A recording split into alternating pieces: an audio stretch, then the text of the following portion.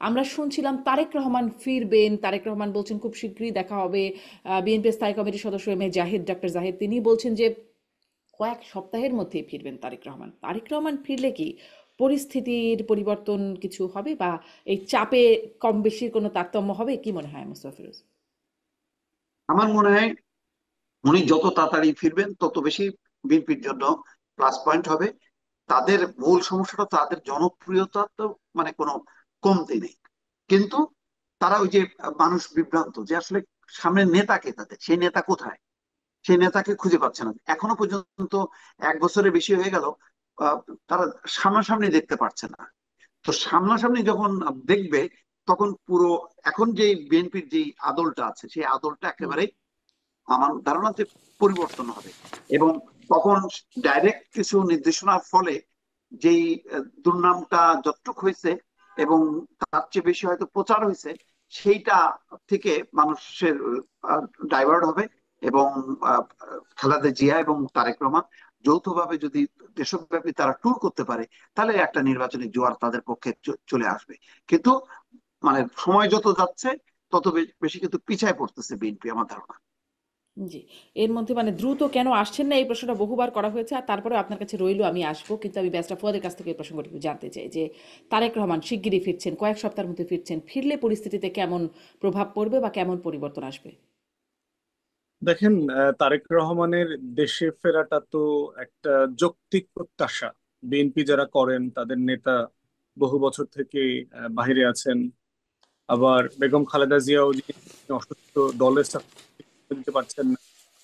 কিন্তু এটাও তো সত্য যে তারেক রহমানের উপরে জীবনের হুমকি আছে আসলে।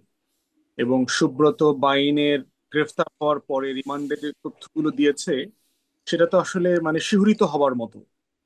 যে লন্ডনে থাকা অবস্থায়ও তাকে মানে এখনো অ্যাসাসিন করবার জন্য অ্যাটেম্প নেওয়া হচ্ছে।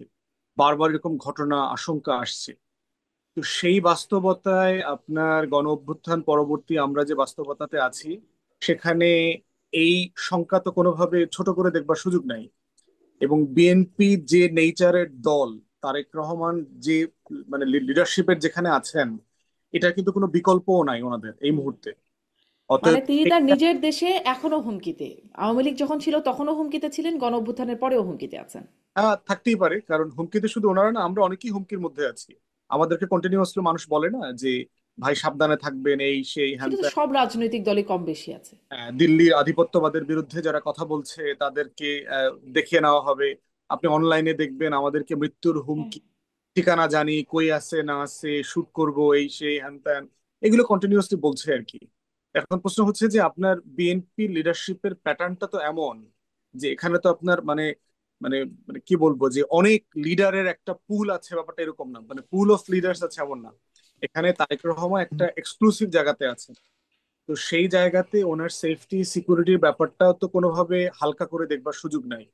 যে একটা হচ্ছে যে উনি হয়তো শতভাগ পারফর্ম করবেন দেশে ফিরে আসলে, হুম। কিন্তু ওনার জীবনহানির আশঙ্কা থাকলে তখন তো এটাও আবার দেশে আসার পরেও আবার লিমিট হয়ে যাবে।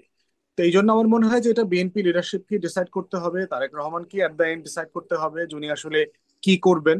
ওনার কাছে এটা খুব পরিষ্কার, দেশের মানুষের অথবা দলের লোকদের প্রত্যাশা, আবার বনাম হচ্ছে যে ওনার জীবনের উপরে হুমকি। দুটো মিলায় ওনাকে সিদ্ধান্ত নিতে হবে যে উনি আসলে কি করবেন। এমনও কথা আছে যে নির্বাচন কেন্দ্রিক হয়তো বেগম খালেদা জিয়াই নেতৃত্ব দেবেন পরবর্তীতে, যদি সরকার গঠন হয়ে যায়।